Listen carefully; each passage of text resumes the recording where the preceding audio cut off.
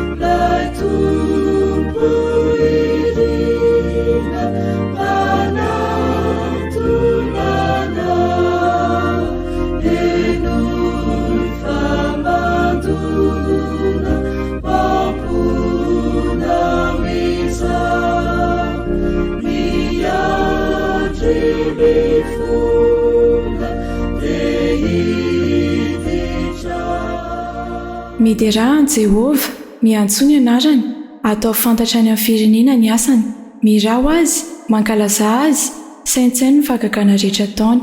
Ataovy reharehanao ny anarany masina, aoka hifaly ny fony izay mitady an Jehovah, mitadiava an Jehovah sy ny heriny, ka tsy ao mandrakariva ny tavany.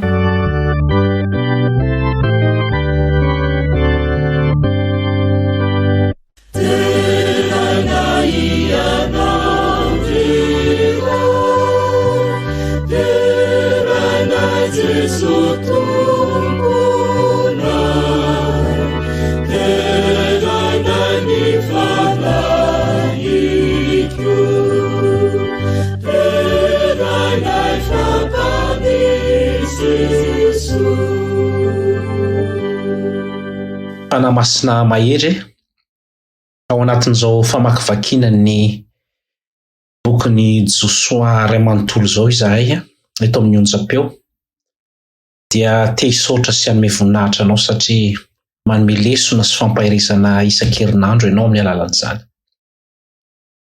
Mitahy manokana ny mpanomponao izay mizara ny hafatra sy efa ninspirenao ny amin'izany, mitahy ny onjam-peo ny lafin'ny teknika rehetra, ireo mpikirakirana izany mba hisy tanana manokana mihitsy Tompo izay hombanao azy ireo, satria ianao efa miteny fa indro izao momba anareo mandrakariva. Anisan'ny manaparika ny hafatra ity onjam-peo ity, ka dia ianao ny tany manokana andreo rahalahy sy anabavy mikirakirana izany. Manatreny fotoana rehetra mandritra izao sabata masina izao amin'ny anaran'i Jesosy. Amen.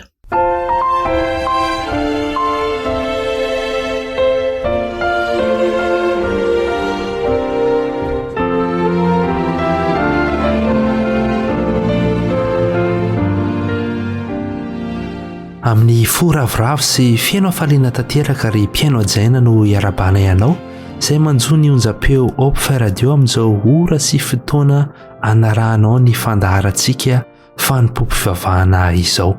Mino izay eto amin'ny fandaharana fa tsy ho fotoana verimaina izao fotoana ienonao ny fandaharantsika fanompo-pivavahana izao, fa andraisantsika ery fitahiana vaovao indray miaraka amin'i Jesosy ny amin'ireo aim-panahy sy zavatra maro isan-karazany izay ho ratovintsika amin'ity anio ity. Ka dia manasanao izay anjo izany hatramin'ny farany. Amin'ity anio ity dia ny namanao Yavitarel Razakanena no eto amin'ny fanolorana. Afaka minitra vitsy kosa ny anao ny vakiteny fototra dia ny namantsika Dr Jean-Jacques Andriaparany. Anomboantsika ny fotoana amin'ity anio ity dia andehantsika hiaraka hiredina mafy ny laharan-kira fa 470 meteza ray eo iaino ihany io.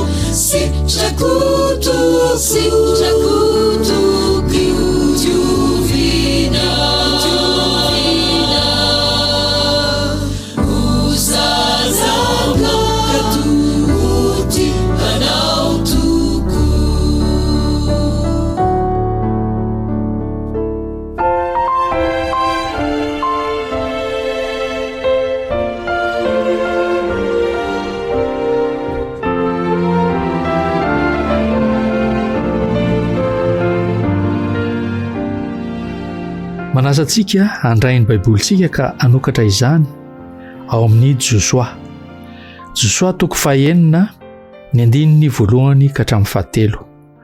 Josoa toko fahaenina ny andininy voalohany ka hatramin'ny fahatelo. Rehefa hitantsika izany dia ho vakiantsika amin'ny anaran'i Jesosy.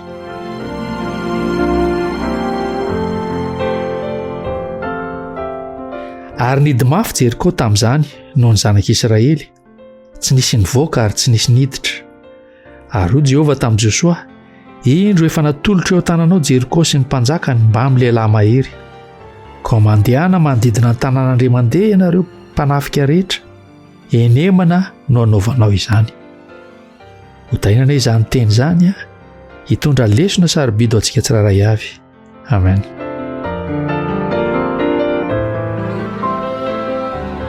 zao tsika dia hiditra amin'ny vavaka fiankofana. Manasa antsika rehetra hanondrika alohantsika ampanajana hiaraka hivavaka isika. Raha ianay eo izay ny an-danitra, raha ianay amin'ny alalan'i Jesosy Kristy ianao misaotra Tompo satria mbola miahy sy mivimbina mitantana ny fiainana tsirairay avy ianao. Indrindra ty namako izay mihaino ankehitriny ity. Tronao manokana izay no mihainao izao sabatanao masina izao. Arengany Tompo ny fotoana rehetra izay atao eto, atsapahanay fifaliana amin'ny fiarahana aminao. Mivavaka manokana amin'ny mpanomponao izay mitondra ny teninao izay amin'ny teny ity Tompo. Mangataka nisitra masina fananao masina mba ataonao aminy. Ary ankehitriny dia manonona vavaka manokana izahay. Ankehitriny amin'izao ora sy fotoana izao dia misy ihany tsy salama, marary mafy eo parafara, mety ho farafaran'ny hôpitaly izany, mety ho farafaran'ny tokantrano izany. Jesosy malalo, vimbino, tsy dio, kasio izy ireny. Fantatray fa nisandronao mahery ilay fananasitrana teto amin'ity tany ity, fa izay dia mbola manan-kera ankehitriny ary mila manana izany finoana izany izahay. Afaka manatanteraka izany fanasitrahana izany ianao Jesosy. Sitrano ireny zanakao ireny, jereo manokana izy ireny, ireo izay mila fanampiana Tompo dia pahitao vahaolana, ireo izay anatin'ny ady sy ny fisedrana maro samihafa dia mangataka aminao mba hiditra an-tsehatra ianao amin'ny fiainan'izy ireny, mba hanomezany vahaolana mahafinaritra izany, vahaolana sarobidy izany. Aoko tsapan'izy ireo fa tsy irery izy ireo Tompo eo anatrehan'izao fisedrana izay mahazo izao amin'ireny olana maro samihafa ireny. Ary mangataka manokana Tompo meo fiarovana ny zanakao tsirairay avy raha mivoaka ny trano, na mivoaka, na miditra, na mandeha, na iza ale Tompo, dia mangataka aminao mba omenao fiarovana amin'izao toetrandro efa ratsy izao. Mangataka aminao manokana ihany koa mba ampitomboy hatrany ny fahasalamana ho an'izay efa ao anatin'izany fahasalamana izany. Ary mangataka aminao mba atsapa mandrakariva ny fidiranao an-tsehatra izy ireny, atsapa mandrakariva fa ianao dia mitantana ny vimbina amin'ny fiainany hatrizay ary mba hanome voninahitra anao any ny tsirairay avy. Fa dia tononona ny vavaka Tompo, na dia tsy nitononay teto ary dia fantatrao fa tokony hasoanay izany dia tanterao. Fa tona vavaka amin'ny anaran'i Jesosy. Amen.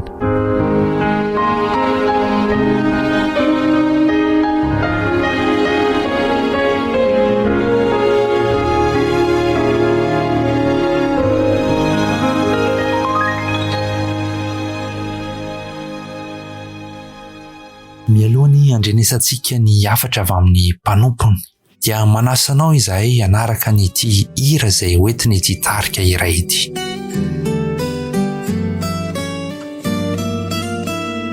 Taona maro efa niainako tao anatin'ny fahadalana, nanandramako reo karazam-pahotana, nefa tsy hitako zay naso veriko ny fotoanako, izany no fiainako taloha. Indray andro izay no henoko ny fitiavanao iray, zay nanoloranao ny zanakao tokana, maro tsisy overy zay rehetra mino azy, fanana fiainana mandraky izay, fa ianao aza manamafy ny fonao, ny tompoanye mbola miandry anao, fa ianao aza manamafy ny fonao, mbola tsy taranye ny fiverenana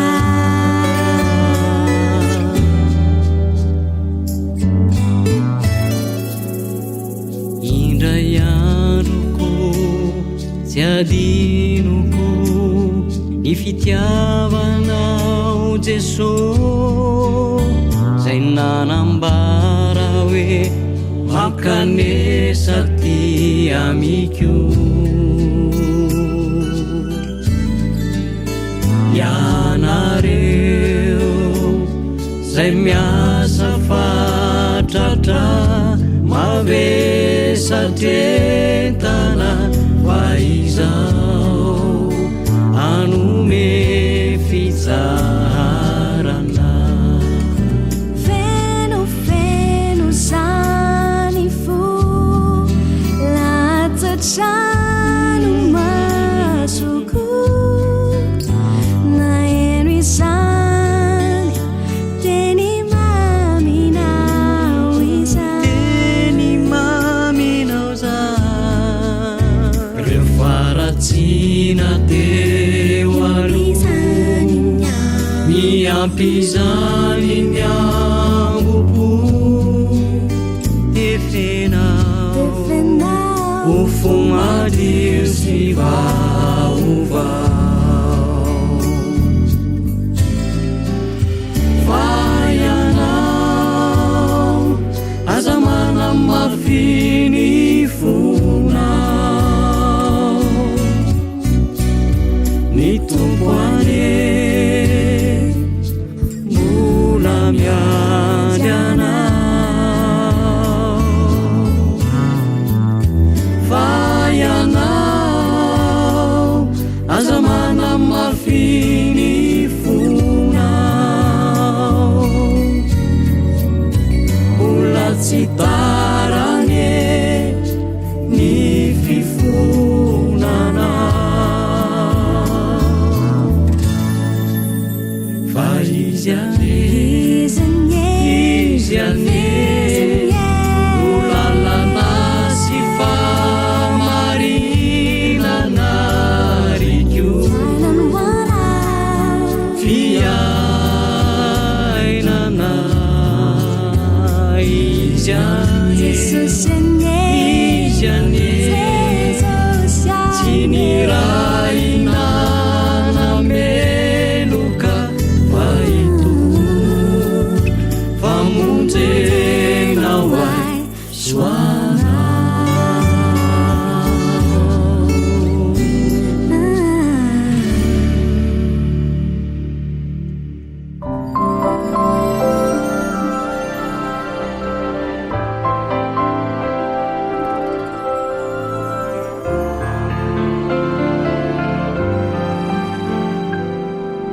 Sotran'Andriamanitra lehibe isika ry ava-malala satria mbola afaka manohy ny fianarana mikasika ny bokyny Josoa ao anatin'ny toriteny manokana izay iarahantsika eto amin'ny onjam-peo moa izany mazava ho azy. Ny mahafinaritra dia tsy mitsahatra miteny ny tompo ary tsy mitsahatra ihany koa izy manome ny vision isan-karazany izay hitondrana ny fiainany zanany. Raha makivaky mandeha amin'ny tany Kanana isika, hiditra amin'ny tany Kanana tsy ho ela, dia zay ny antony iresahantsika ny bokon'ny Josoa iray manontolo izay lalana mandeha makany amin'ny tany Kanana. Efa hitantsika ny Josoa toko voalohany izay niresaka zavatra marobe ny amin'ny hoe lasa Mosesy zany dia Josoa rery sisa no tsy maintsy hitondra ny zanak'Israely satria napasy tamin'ny Josoa zany dia tsy maintsy hipitany Jordana izy ireo dia men'Andriamanitra tsara ny afatra hoe aza matahotra aoka tsy ala aminao ty boky ny lalàna ty, mahireza sy mahatanjaha.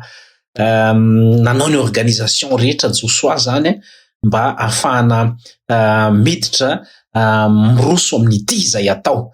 Dia ny Josoa toko faharoa isika dia niresaka mihitsy ny hoe manoloana tanàna lehibe anankiray dia tsy inona izany fa ny tanànan Jeriko izay tsy maintsy mipase eo zany zanak'Israely, tanàna manda izany ary matanjaka ihany koa ny olona ao anatiny araka ny hitantsika tao amin'ny Josoa toko faharoa zany dia natao aloha zany dia naniraka mpisafitany, tsy hoe efa nomeny Jehova fotsiny le izy dia mijanona eo Josoa efa omeny Jehova, fa nametraka stratégie ihany Josoa ary nanao recherche mihitsy, nanao fikarohana inona ny fomba tsara indrindra ahafahana miditra sy manafika ny tany. Ka Andriamanitra zany rehefa ampanome fandresena anao dia tsy miteny fotsiny izy eo omeko anao le izy, na amin'ny fotoana sasany izy mety manao an'izay ihany, fa misy anjara parantsika ihany koa. Ka ny paran'ny Josoa sy ny zanak'Israely zany hoe mandeha any aloha safoy mihitsy ny tany, dia hitantsika hoe nanahoana ny toe-javatra tamin'izay fotoana izay, fa niditra ny-tsehatra ny tompo raha saiky maty ry zareo dia nisy any Rahaba moa zany izay nanafina azy ireo, programan'Andriamanitra daholo zany rehetrarehetra izany, ary dia vita soamantsara ny mission an'izy roalahy izay mpisafitany. Dia ny Josoa toko fahatelo dia tena iampita mihitsy zany any Jordan zao hoe ahoana ny atao, dia hitantsika fa nataon'Andriamanitra nisaraka mihitsy ny rano ny Jordan zany, ary dia afaka mamany problemantsika Andriamanitra raha afaka nanokatra ny ranomasina mena izy, afaka manokatra ny Jordan. Inona ny zavatra lalovanao ihany koa ankehitriny tadidio amin'ny Josoa toko fahatelo, fa nizara roa mihitsy ny rano ary dia nanao atotany anakiroa tehirizany, tapaka ozy izy ny rano tamin'izay fotoana izay, dia nandiha tany maina soamantsara indray ny zanak'Israely nanaraka ny baiko rehetra izay nomeny Josoa tamin'izay fotoana izay. Dia rehefa tafita ny Jordan izy ireo amin'ny Josoa toko fahaefatra dia hitantsika zany hoe nanangana ny io zany le hoe manangana n'ireo vato 12 mba ho fantatry ny taranaka fa nisy fahagagana izay nataon'Andriamanitra teo amin'ny fotoana io. Dia nakavato 12 zany misy dikany lehibe izay hoe tsarovo ny zavatra rehetra izay nataon'Andriamanitra aminao, ampitao amin'ny taranaka izany amin'ireo izay relève, fa tsy mijanona fotsiny amin'izao isika, aoka fampizarainao amin'ny hafa ihany koa nataon'Andriamanitra taminao, fa tena zavatra lehibe zany ny fitondran'Andriamanitra tamin'ny lasa ary mampahery ny tsirairay koa zany, fa tsy mangina fotsiny. Ny mpanompon'Andriamanitra ny zanak'Andriamanitra mangina daholo, tsisy miteny, tsisy mijoro vavolombelona, fa mangina mikombombava ao am-piangonana fotsiny, dia manao croisé les bras, dia mirava, dia lasa samy mandeha amin'izay alehan'ny herinandro, dia amin'ny herinandro indray dia ohatr'izay foana. Aoka mba hisy fizarana mihitsy ny témoignage, dia sady mampahery anao no mampahery ny hafa, ka dia aoka hisy tsangam-bato mihitsy ary dia vonona tsara zany zareo zao amin'ny ireo napetraka ny Josoa izy daholo, reto ny lehilahy miady, inona ny tokony atao, dia nanao fahagagana ny tompo tamin'ny zavatra rehetra izay lalovan'ny zanak'Israely tamin'io fotoana io. Dia ny Josoa toko 15 isika dia neonan'ny Josoa tamin'ilay komandy miaramilan'i Jehova, mbola tsy tonga ao amin'ny mbola tsy manafika ny Jeriko zany, fa nisy zavatra nitranga aloha araka ny hitantsika tao amin'ny Josoa toko 15, dia hoe Josoa zany mbola manompo ny masony tsara mihitsy, nanana vision Josoa ho isika. Josoa dia nisy zavatra nataony, tsy hoe manana vision fa nahita komandy miaramilan'i Jehova. Ianao zany rehefa mifantoka amin'Andriamanitra, mibanjina ny Kristy ianao dia mahita vision manokana ianao, ary dia lehilahy izay manatsoaka ny sabany tsy natahotra Josoa, fa Andriamanitra zany dia efa vonona sady, ny dikan'ilay hoe efa mitsoaka ny sabatra dia vonona sady Andriamanitra hiady ho anao, ka dia aza manahy mihitsy ianao zany manoloana ny komba rehetra izay atao eto amin'ity fiainana ity, fa misy anankiray dia ilay komandy miaramilan'i Jehova, tsy iza fa Jesosy Kristy izay vonona hiady ho anao ary vonona hampandresy anao amin'ny fomba rehetra. Dia niankohaka Josoa, nanatona azy Josoa, nanao conversation, dialogue tamin'ny Josoa, miresaka mihitsy zany, dia manatona misy fihetsika, fiankohofana, ary dia niteneny moa hoe namana izy ianao dia hoe za dia tonga aty hanampy anareo, kote anao mandrakariva Kristy, aza manahy raha mandeha eny amin'ny toerana sarotra ianao, mandeha any amin'ny toerana mety mampatahotra, na orinasa, na toeram-pianarana, na fivarotana, na ohatra izany, dia hoe ho asiany sasany, naovany sasany fanafody, kidina peny sasany, tsatsatoan'ny olona sasany amin'ny antsa, ry hava malala, petrao amin'ny tompony zavatra rehetra, na dia tsy fantatrao aza fa izy no hiady ho anao. Ary dia nataony Josoa zany rehetra izany, nanalany izao mihitsy izy ny kapa ao izay esory fa tany masina io hijanonanao io, zany rehetrarehetra zany fihetsika nataony Josoa daholo, ary dia izao hoe nanao fahagagana Andriamanitra, nomena daholo ny instruction rehetra, zao no atao, tia no atao, zao no atao, dia izay no mahatonga antsika ato amin'ny toko fahaenina zany zao.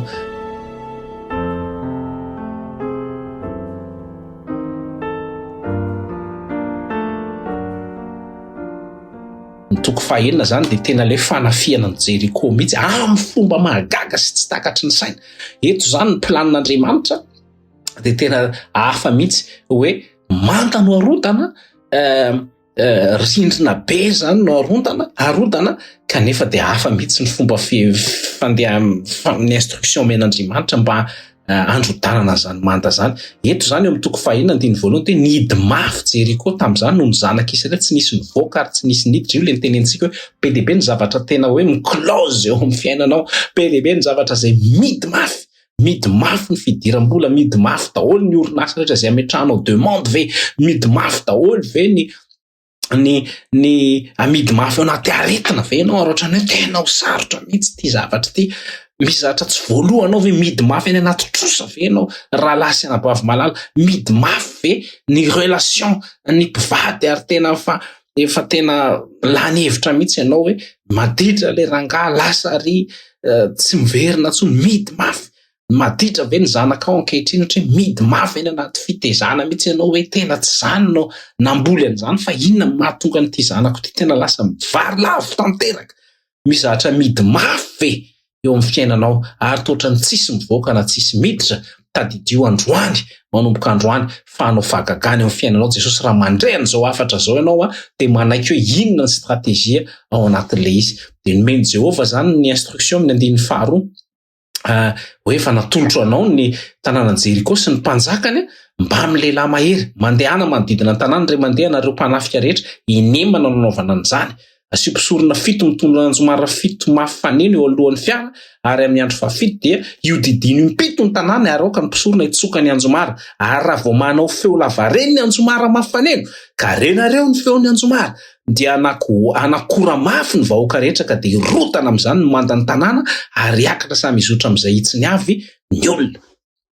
Jereo zany instruction n'Andriamanitra hoe inona koa zany hoe ady no atao, tsy hoe alaivo ny sabatra anareo dia samy miezaka daholo zany mianika io tamboho io zany izao no anaovana azy fa inona nataondry zareo manodidina fotsiny no atao ary dia tsisy miteny fa dia misy mpisorona mitondra anjomara mafaneno dia miaraka eny ny vahoaka rehetra zany tsisy miteny ozy izy fa dia manodidina ny tanàna indray mandeha zany dia enemana anaovana an'izay fa amin'ny andro faha-7 kosa ozy izy dia miodina impito miverina foana ty na ny mpisorona aza 7 no isa ny isa masina zany mbola ho tonga any amin'ny resaka momba n'io andro faha-7 io koa isika amin'ny fotoana manaraka fa ny tiana resahana dia nataon'Andriamanitra ny fahafenony mihitsy ny zavatra rehetra. Inona ny tiana resahana amin'izany fanambarana zany ry hava-malala dia mazava tsara zany ny instruction izay omen'Andriamanitra. Ka eto zany dia misy ny teboka voalohany zany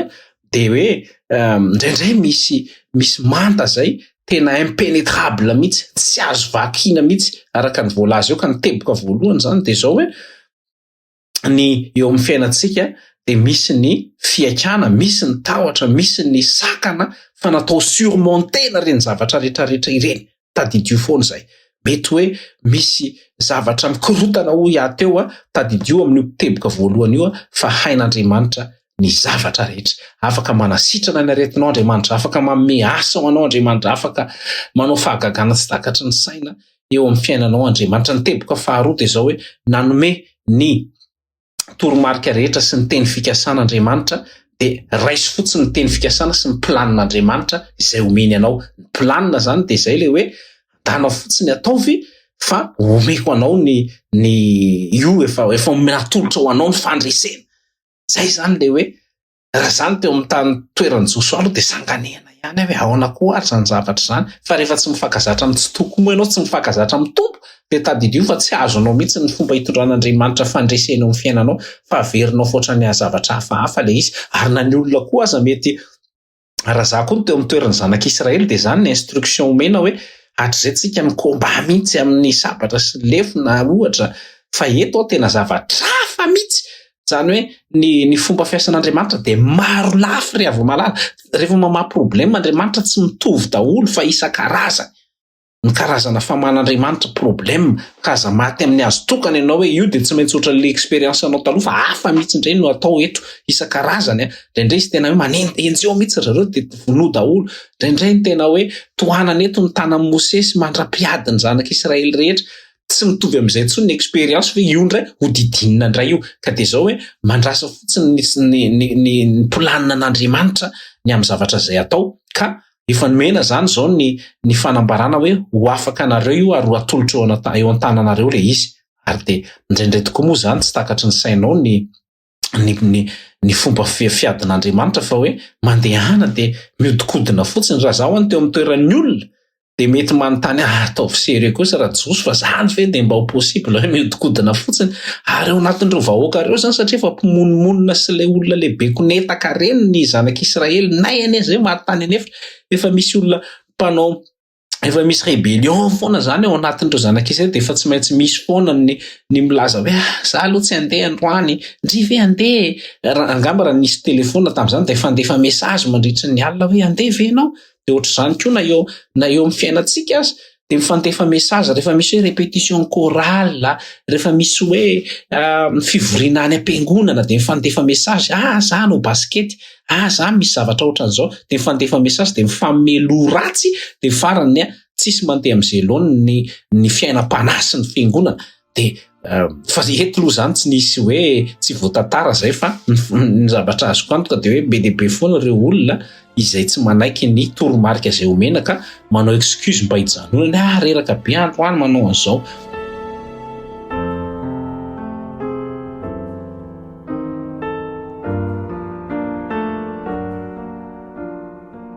Ka izao le izy hoe raisy fotsiny ny planin'Andriamanitra ary mandeha fotsiny ianao miodina fa zay le voalazany amin'ny Isaia 5:9 manao hoe tsy mitovy amin'ny lalanao mihitsy ny lalako tsy mitovy amin'ny fombanao ny fomba kosa Andriamanitra ary mila finoana sy fankatoavana ry ava-malala ny zavatra toy izany raha vao tsy manana finoana sy fankatoavana sahirana be mampiatra n'izany zavatra izany ka izao hoe move antsika tena vonona tanteraka ny anaiky ny teny fikasana izay omen'Andriamanitra na dia ohatran'ny kiafahafa sarotra zany aza ilay zavatra izay angatan'Andriamanitra mba hanomezana fandresena anao ka dia izao hoe ny anjaranao zany androany dia ny miodikodina eo amin'izany toerana izany. Ny teboka fahatelo zany dia hoe mitaky fankatoavana sy mety hoe tena fiandrasana mihitsy zany ity ilay fandravana ny olana ty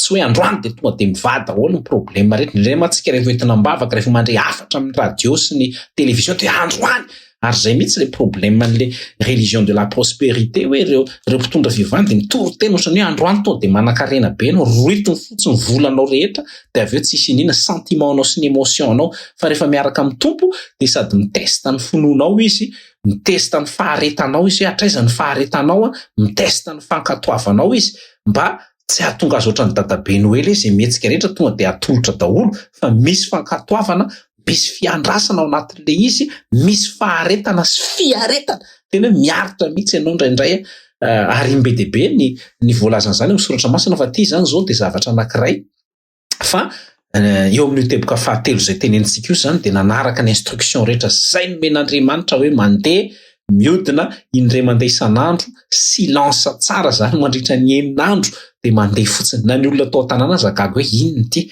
ny lakilean'ilay izy zany dia izay le fankatoavana zay izay mitaky faharetana mitaky fitozona tsara mihitsy zany zay le hoe sady manana patience ianao manana persistance ianao no manana ihany koa an'le obéissance zany ny tena clé ao anatin'izay ka ny Israely zany dia nanaraka an'ilay hoe zay ny fotoanan'Andriamanitra ka rehefa miteny izy hoe indray mandeha miodina dia amin'ny miodina mandritra ny 9 andro dia manaraka tsara ny timing an'Andriamanitra zany indraindray tsika matsy ho am'saoty amin'io zavatra io rehefa te handrodana zavatra ianao te izahatra mitranga aza misaoty mihitsy fa arao tsara ny timing an'Andriamanitra amin'ny zavatra rehetra na dia ohatrany hoe tsisy zavatra mitranga satria miodina indray mandeha zany mbola tsisy inina indroa mbola tsisy inina intelo mbola tsisy inina inefatra mbola tsisy inina mety tena sahirana mihitsy ny saindry zareo hoe tena ohatran'ny matahotra ihany mitebotebo hoe fa 5e jour zao mbola tsisy inina ihany dia ohatra izany mihitsika hoe mivavaka andriamandeha ianao mety mbola tsy mitranga,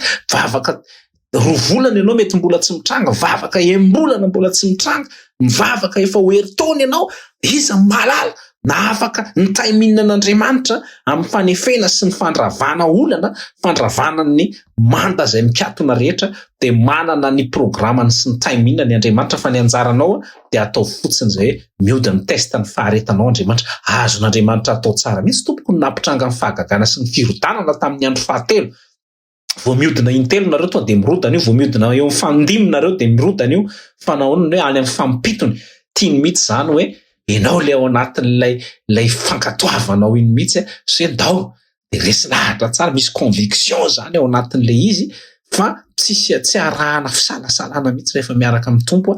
Ary ny anahy ny expérience-ako dia izay mihitsy hoe raha vao mahita fisalasalana na ohatrany tsy clair tsara ny zavatra dia fantatro hoe tsy mety ity, fa raha vao za zay mahita hoe expérience-ako manokana miaraka amin'ny tompo zay tena nazavainy tompo amiko mihitsy, misy zavatra mazava tsara, zao ny lalana hitondrana, zao ny lalana andehanana, tonga dia hitako zao misy varavaravaranteny hitanao misokatra mihitsy, dia ny anahy zay ny expérience-ako miaraka amin'Andriamanitra, io zany ilay izy io, dia mankatoa dia miditra amin'izany zavatra zany. Ka eto zany mety tsy mitranga amin'ny fahatelo, mety tsy mitranga amin'ny fahaefatra, mivavaka ho an'ny olona ianao, mivavaka ho an'ny toe-javatra anankiray ianao, fa tsy mitranga, mety mitesta mihitsy ny tompo hoe mandra-pahoviana ianao no hanana faharetana ary hitranga foana zany zavatra izany. Ka eo amin'ny fiainana zany dia miantso antsika Andriamanitra mba hiandry tsara ary ankatoa ny fandaminana rehetra izay ataon'Andriamanitra, fa indraindray mety tsy tonga dia misy résultat immédiat hoe deva zao dia zao, dia misy zavatra to résultat avy hatrany zany ny zavatra zay ataonao, tsy ary avy malala, fa mety miandry ny zavatra rehetra, fa zao fotsiny hoe arao fotsiny ny process izay hitondran'Andriamanitra anao.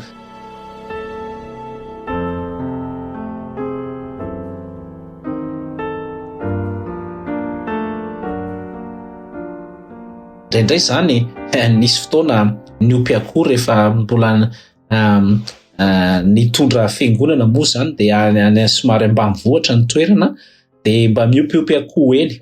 Ka reny akoho reny zany rehefa akotrika, fantatsika rehetra fa 220 andro eo zany ny akoho dia fohy. Dia rehefa eo amin'ny 20 andro, 20 andro eo dia mbola tsy mivoaka ao anaty atody le akoho, fa efa misy feo enonao zany ao ambany ao, efa manenoneno zany, kiu kiu kiu. Dia za zany gaga sy talanjona hoe fa ahoana misy feo ao anatin'le atody kanefa kosa tsy mivoaka le akoho kely, dia hoe tena ngamba dia sepotra atao anatin'ity atody ity. Dia niezaka zany nikapokapoka le atody mba hivoahan'le akoho, dia nitavavoaka ny anankiray, ary dia mijereko moa zany rehefa kelikely dia maty le izy. Ary dia ny anankiray ihany zany nataoko, satria izay nahenoko an'le feo, fa le sasany reto mety hoe manao kely dia mijanona, fa nandramako zany ny anankiray. Dia ny apitson'iny zany efa amin'ny 20 andro rehefa mivoaka daholo le akoho rasivy zany nakotrika, dia mety hoe ny anankifito zany mivoaka soma tsara daholo. Dia tonga saina ary nandraisako lesona zay hoe tsy mila fanampianao Andriamanitra, fa rehefa hoe 20 andro ny fohy dia tsy mila hoe tsy ianao no mikapoka an'le izy indray, tonga dia efa hain'Andriamanitra ny manamafy ny baikin'le akoho mamaky an'iny, mety lasa loloatra izy raha toka hoe 20 andro dia efa esorinao teo, na mety zay mitovy amin'izany. Ka izao andraso fotsiny tay mihinan'Andriamanitra, fa aza manao toa hoe za indray no andeha hanampy an'Andriamanitra, efa miteny hoe 20 andro ny akoho ny fohy, za indray any amin'ny 20 la aty tsy maintsy atao fohy, fa mijaly ato le akoho nasepotra, maty le izy ny hafarany. Ka izay no hoe andraso tsara ny tay mihinan'Andriamanitra.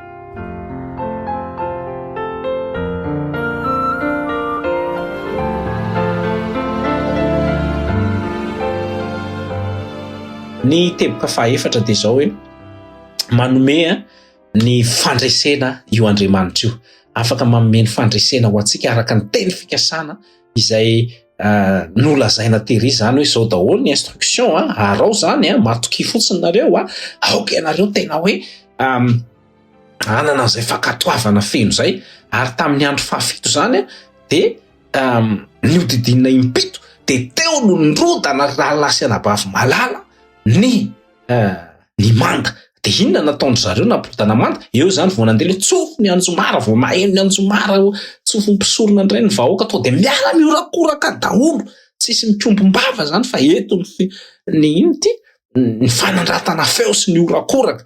De zao hoe ohatry zany mihitsy, mila miara-miasa amin'Andriamanitra isika mba hisiany fandresena. Mila mioraka isika raha lasana bavy malala. Raha mioraka, raha mitsoka Anjomara ny ataonao de tsofo ny Anjomara. Raha mitondra ny fiaran'ny fanekena, hoentin'ny fiaran'ny fanekena. Raha toy ianao ka le vahoaka zay mandeha tongotra miodikodina fotsiny, alefaso zany. Raha toy ianao ka le mpikapoka ny vilany tany, alefaso zany. Inona le anjaranao? Ataovy ampatokina ny anjara. Ary rehefa miteny hoe ito zao daholo ny atao zany, zao ny clé itondranan'izy ity, de manaiky an'izay daholo ny rehetra. Fa tsy hoe ny sasany manao zavatra hafa, mety misy hika ifanaovana koa ngambany tao anatin'izy. Zao ny karazana orakoraka mpandresena tamin'izany fotoana izany, ka nampivarahotsana, nampirodana manda. Eo ihany le hoe vahoaka. Inona moa ny ifandraisany hoe feo an'olona miorakoraka sy ny hoe mitritra ny tamboho ny manda zany? Tsisy idirany mihitsy, mivazavaza eo mirindrina ianao raha mivoaka, raha mahavaky an'io. Fa izay mihitsy le herin'Andriamanitra hoe manaraka amin'le fankatoavana fotsiny ianao, fa ny anjely ray manontolo mihitsy manozongozona ny fanambaniny zany manda rehetrarehetra zany. Misy tafika tsy hita maso, ary fomba fiasan'Andriamanitra ny mandefa tafika tsy hita maso. Tadidinao fe tamin'ilay zatovy Elisa le hoe maty isika rikaka, inona no atao fa tena voadidina? To de nisokafana ny mason'ilay zatovy ary nahita ka lesy afo be dehibe. De be dehibe ny miteny ihany koa amin'ny soratra masina hoe ny momba antsika de be no momba azy. Raha vao tsy manana masom-panahy ianao de tsy mahita an'izany. Ary eto de azoko antoka ihany koa fa ny anjely lanitra manontolo, io zany nataontsika hoe tsy pindy fotsiny aza nanaovan'ny Kristy an'io, de mirodana ny manda. Zao tontolo zao eo ampelantanany zavatra rehetra, izy daholo mamorona azy, ka de ataon'Andriamanitra mihetsika fotsiny, de rava daholo ny zavatra rehetra. Ka le izy tsy lay feo loatra fa le herin'Andriamanitra sy ny miara-miasa ny finoanao sy ny fankatoavanao no mampitranga fandresena sy fankatoavana. Ka de ataovy mampitranga fandresena sy famonjena zany, ka de ataovy fotsiny ny anjaranao. Misy para izay avy amintsika ry raha lasana bavy malala. Ka ny fandresena zany dia avy amin'izay zavatra nataon'Andriamanitra rehefa mankatoa ny zanak'Israely, dia nampiasan'Andriamanitra zay rehetrarehetra izay mba hanomezana fandresena ho azy ireo. Ka rehefa manoloana zavatra impossible zany ianao manomboka zao, misy situation impossible, de tadidio foana hoe Jehova ilay Andriamanitritsika, Kristy ilay komandany miaramilan'i Jehova. Jereo ange hoe komandany miaramilan'i Jehova. Misy dikany ane zany, zay le niona tamin'ny Josoa tetsy. Zany hoe matoa izy komandany miaramilan'i Jehova zany, de zao hoe efa misy miaramila be dehibe zany, komandina fotsiny ory miaramilako rehetrarehetra ozy le komandy, tonga de ahozongozony io manda io. Azony atao zany, azon'Andriamanitra atao zany, satria izy no mikomandiny ny miaramila lanitra ray manontolo. Misy miaramila be tsy takatry ny sainao ary tsy hitan'ny masonao manodidina izay matahotra azy. De ny anjelin Jehova, matoa ianao mbola velona, matoa ianao tsy maty fo manaina, matoa ianao mbola io, de taddio fa misy anjelin Jehova izay mitoby manodidina, manetsika ny toe-javatra rehetra mba hirodana eo anatrehanao. Ka de ataovy ampy tsara ny vavaka, ny fankatoavana, ny finoana, fianderana amin'ny teny fikasan'Andriamanitra, de anao fahagagana izy amin'ny fotoana mety indrindra, amin'ny time izay efa napetrany. Ka izao hoe ny anjarantsika zany de atao foana le izy, fa ny tompo manao zavatra rehetra.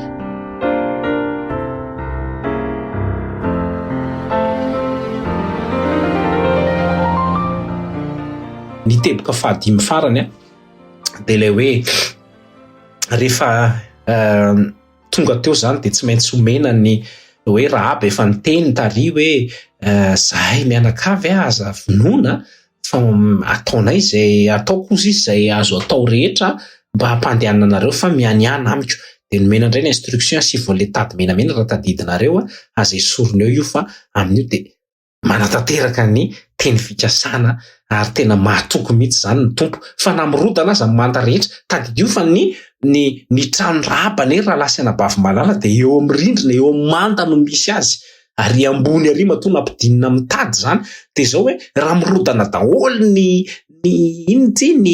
trano rehetra sy ny manda rehetra, de ny Rahaba rehetra zany ny joalajoala be nahitsy teo amin'io toerana izay misy azy io, ary zay rehetra fianakaviana niaraka tao dia vovonjy daholo, tsy niara-nirodana tamanta zany ireto fianakavian-drahaba reto, ary mahagaga hoe hain'Andriamanitra tsara hatreto ny refy hitony ny Rahaba dia tsy nikitihany mihitsy ary tsy nihetsiketsika mihitsy fa dia hoe tao izy mianakavy nirodana daholo ny sisan'izay, fa misy zavatra anankiray nijoro dia ny tranon'ny Rahaba zany. Dia izao hoe tsy voatery anaraka ny olona rehetra ianao.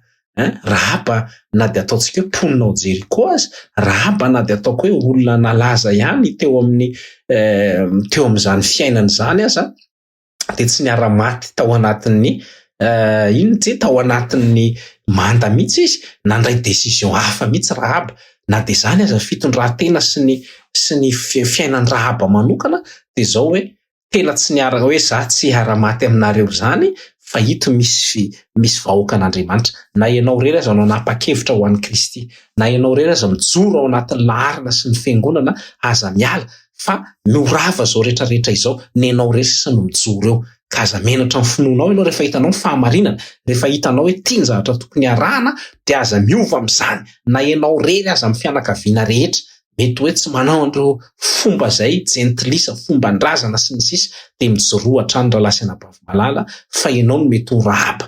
Marina fa le misy hoe janga zany dia ohatrany hoe ratsy izy, fa tadidio fa Rahaba ihany koa dia io namonjen'ny Kristy azy io, namonjen'ilay komanda miaramilan'i Jehovah azy io, tsy nitenenina tamin'ny anjely hoe itsy trano anankiray izay mirafitra eo amin'ny manta ka misy tady menamena io dia aza ravanareo io, nahazo an'izany komanda zany ny anjely iray manontolo. Dia zao hoe tsy ny ravana zany io, fa ny programan'Andriamanitra jereo any amin'ny Matio toko voalohany, fa Rahaba zany dia lasa tafiditra ao anatin'ny genealojian'i Jesosy, zany hoe Rahaba zany dia anisan'ny ataontsika hoe razambean'i Jesosy, ary dia hitantsika amin'izany ny plan'ny famonjena tsy takatry ny sainao, fa anisan'ny vehivavy anankiray ao amin'ny zany tantaran'i Jesosy zany, ty Rahaba ity. Ary Rahaba ihany koa dia tafiditra ao anatin'ny vehivavy mahery ny finoana ary amin'ny Hebreo toko 1:12, hoe finoana mihitsy no nanefainan'ny Rahaba an'ireo ilay mpisafo tany, dia tsy marina, tsy niara-maty tamin'ireo izy. Ka izao aza miara-maty amin'ny Filistina zay ilay fitenintsika azy, aza miara-maty amin'ny olona, aza miara-miletika amin'ny sambo ianao, fa ianao dia aoka hijoro ary handray décision manomboka izao hoe aiza no tokony ho isy aho. Satria Andriamanitra dia mahatoky misy ny fitsarana, ary ao anivon'ny fitsarana isika efa mandeha ny fitsarana. Ka raha androdana an'izao tontolo izao Andriamanitra, move ho tafajoro ianao. Raha ity Jeriko lehibe ity indray, raha izay indray no andraisana azy zany amin'ny angle anankiray hafa, move ho tafajoro. Misy lehilahy anankiray na vehivavy anankiray fe tafajoro hatramin'ny farany raha androdana, ary raha andalo fitsarana ohatran'ny fitsarana ihany koa mantsy ilay fandrodanana Jeriko hoe androany no tonga ny fitsarana. Ka dia izao hoe hitantsika eo zany fa tsisy avitra ankoatran'ny Rahaba, dia ohatr'izany mihitsika hoe aoka hanana an'izay toetran'ny Rahaba zay, hoe tsy miara-maty, tsy miara-mirodana, tsy miara-miletika ny anaty sambo any, fa raisiny hoe fanapahan-kevitra ao. Dia izay rehetra manaiky ny teny fikasana zany sy manana finoana ihany koa amin'Andriamanitra, dia tadidio fa namana ahoana na manahoana mipase anao.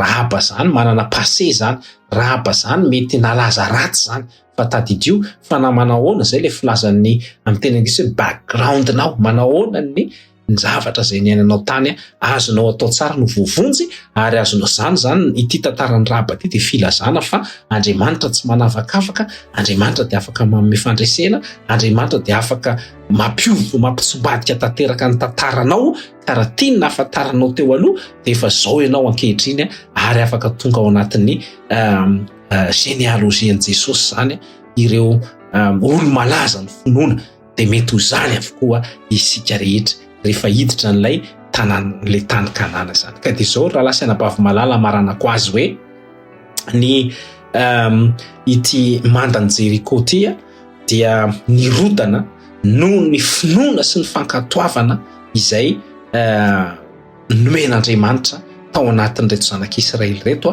ary dia nierin'Andriamanitra mihitsy no nandrodana an'izany.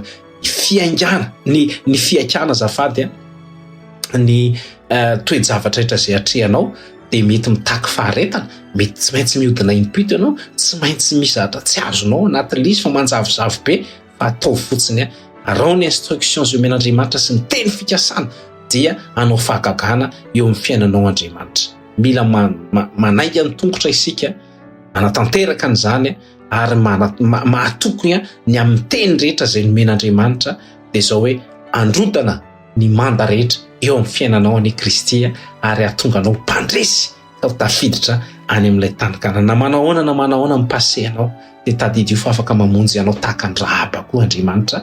Lesona lehibe anankiray izay tantarany Rahaba izay. Mahereza rahalasana vavy malala fa tsy maintsy tafita isika ary tsy maintsy mpandresy ho voninahitra Andriamanitra irery ihany. Andeha hivavaka isika.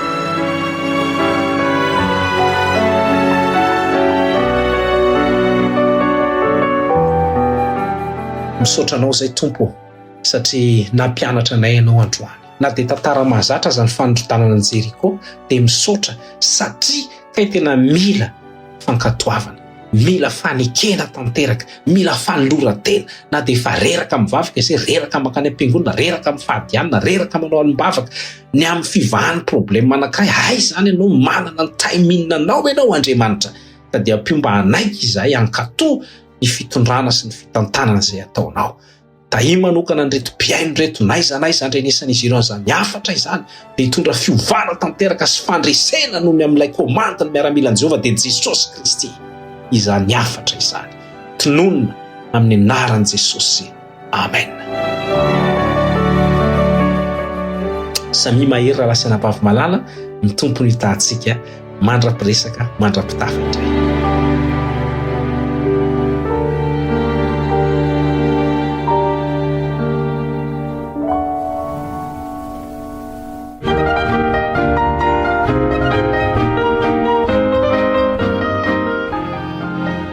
Faraneto ny fotoanany fanompoam-pivavahana eto amin'ny Hope Radio ka dia manasanao hatrany izay anjo ireo fandaharana maro izay mandeha amin'ity sabata ity ka dia manao kopakopa tanana aminao ny mpiara-manompo aminao Iavy Darella Razakinena no teto amin'ny fanolorana veloma finaritra ry tompoko amin'ny manaraka indray.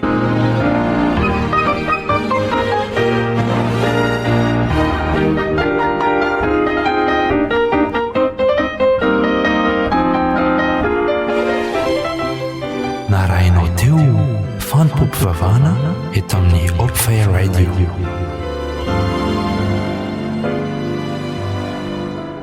Azonao atao ny mamerina miaino sy maka izao fandaharantsika izao ao amin'ny tranokala fanantenana ho anao.org/fanompoam-pivavahana.